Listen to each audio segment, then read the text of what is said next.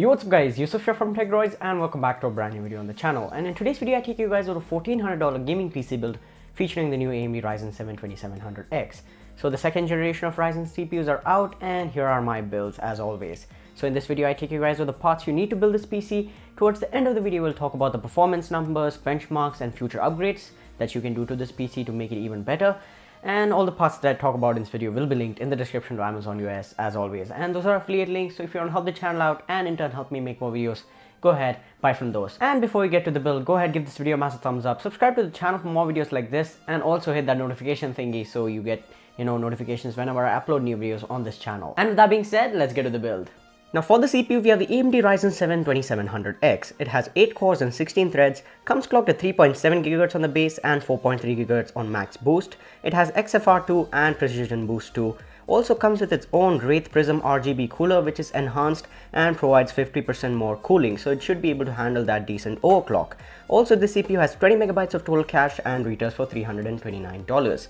Now to house that CPU we have the Gigabyte X470 AORUS Gaming Ultra. It's an AM4 X470 motherboard with DDR4 support, USB 3.0, USB 3.1 Gen 1 and USB Type-C. So there's a lot of modern I/O in there. HDMI, overclocking, and it's got the RGB fusion technology as well. So this motherboard is one of the best in terms of the budget X470 boards, and this one retails for $139. Now for memory, as AMD processors like fast and more RAM, we have 16 GB of PATRIOT Viper Elite at 2400 MHz. This kit is retailing for $159 and 16 GB should be able to do the job in 2018 for gaming and editing workloads. And in the future, if you want more RAM, the motherboard has 4 slots, so you can add RAM to your heart's content and you don't have to waste the existing sticks as well. And for $159, I think this will do the job. Now for mass storage, we have 2 TB of SEAGATE BARRACUDA at 7200 RPM, that 3.5-inch form factor and the reliability from SEAGATE for only $59.99. And this should be able to hold all your big files, your media library, your games, your music, your movies,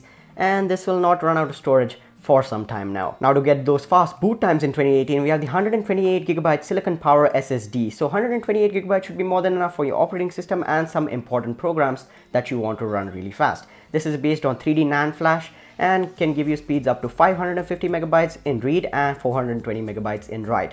And for $38, this is really good value for money. Now to power this whole build up, we have the Thermaltake 700 watt 80+ white certified power supply. This comes with a 5-year warranty and that 80+ white certification. That means 80% plus efficiency at all times or in ideal workloads. And for $49, this is really good value for money and comes down in the budget range of PSUs.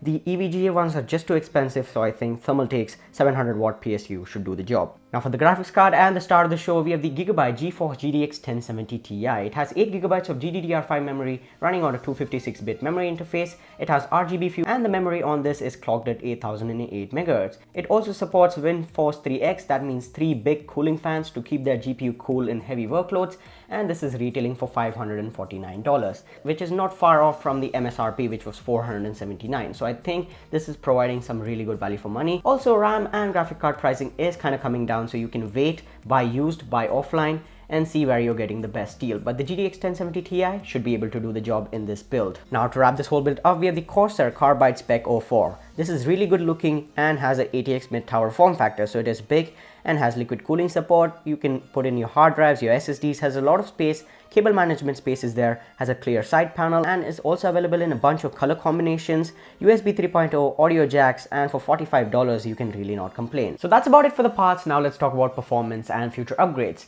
And this should be a really good performing PC. You should be able to chew through anything you throw at it. Gaming in 1080p, 1440p and 4K at modern AAA titles should be possible. You should be able to do really good settings and frame rates in 1080p and 1440p in the modern AAA titles, and 4K is also very possible. Now I'm not saying this PC will be able to max out every game at 4K, but it's really possible. You need to tinker around with the settings a little bit, keep your expectations down when you're playing at 4K and see which settings and resolution give you the best playable frame rates. Talking about the esports titles, Dota 2, League of Legends, CSGO, Rocket League, all those games that don't require a lot of power should run really well, buttery smooth at 4K, medium to max settings, well over 100 FPS. And yeah, if you're an esports gamer or a modern AAA title lover, this PC will suffice your needs.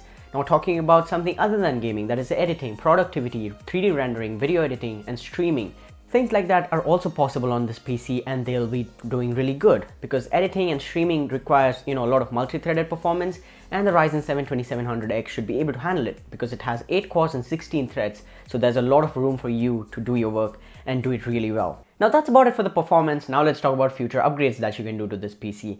And basically everything in this PC is upgradable in the future. You can have a new CPU, maybe next year if the 3rd generation of Ryzen CPUs come out. You can upgrade the RAM as we have 4 slots, so you can go up to 64 gigabytes, no problem. Storage is upgradable, add hard drives and SSDs to your heart content.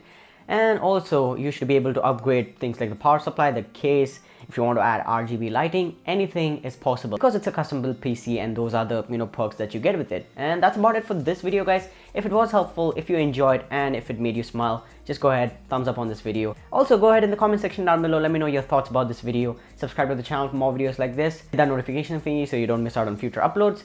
And guys, thanks so much for watching, and peace out.